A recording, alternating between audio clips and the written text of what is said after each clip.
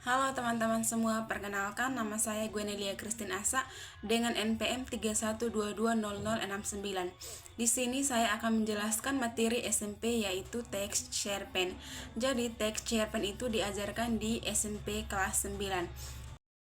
Teks cerpen merupakan karya sastra berupa cerita fiksi yang sangat pendek. Oke, yang berikut kita lihat manfaat teks cerpen. Yang pertama, menghibur pembaca melalui cerita yang menarik, dan yang kedua, menyampaikan pesan moral dalam kehidupan. Yang berikut ciri kebahasaan teks cerpen. Yang pertama, menggunakan kalimat naratif dan deskriptif. Ciri yang kedua, banyak menggunakan majas, personifikasi, dan metafora. Ciri yang ketiga, penggunaan kata ganti orang, dia, aku, dan mereka. Ciri kebahasan yang terakhir, menggunakan kata kerja aksi seperti menangis, berlari, dan lain-lain. Oke, yang berikut kita masuk di struktur teks cerpen. Struktur teks cerpen ada 4. Yang pertama, orientasi. Orientasi itu berupa pengenalan tokoh, latar, dan suasana. Struktur yang kedua adalah komplikasi. Nah, dalam komplikasi ini mulai muncul konflik atau masalah. Struktur yang ketiga adalah resolusi. Nah, di bagian resolusi ini biasanya berisi penyelesaian masalah dari cerpen yang ada. Struktur yang terakhir adalah koda. Koda ini biasanya berisi penutup atau pesan moral dari cerita yang sudah ada.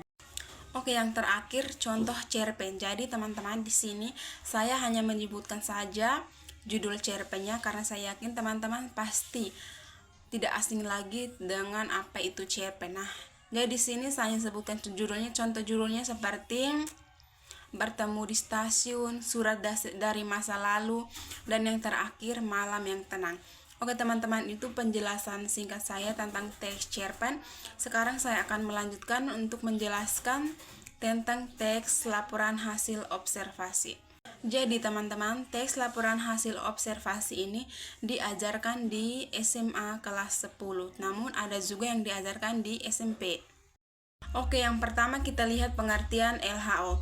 LHO adalah teks yang berupa pengamatan dari suatu objek, peristiwa, dan fenomena sosial, kemudian disajikan secara objektif dan faktual. Oke teman-teman, sekarang kita lihat manfaat mempelajari laporan hasil observasi. Manfaat yang pertama, menyampaikan informasi secara fakta dan ilmiah. Manfaat yang kedua, melatih kemampuan meneliti dan menulis laporan. Yang berikut kita lihat ciri kebahasaan teks LHO.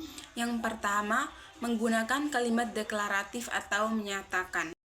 Ciri kebahasaan yang ketiga, kata kerja observasi seperti mengamati dan mencatat. Ciri kebahasaan yang kedua, menggunakan istilah teknis sesuai bidang. Ciri kebahasaan yang terakhir, menggunakan bahasa formal dan objektif.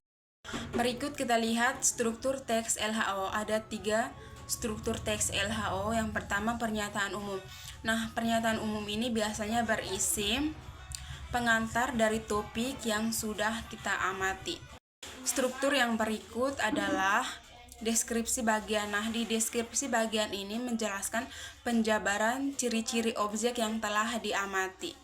Struktur yang terakhir, deskripsi manfaat, biasanya berisi fungsi atau kegunaan dari objek yang telah diamati. Yang terakhir, contoh teks LHO, contohnya itu seperti observasi tentang tanaman kaktus. Oke teman-teman, mungkin hanya ini saja penjelasan singkat saya tentang teks cerpen dan teks LHO.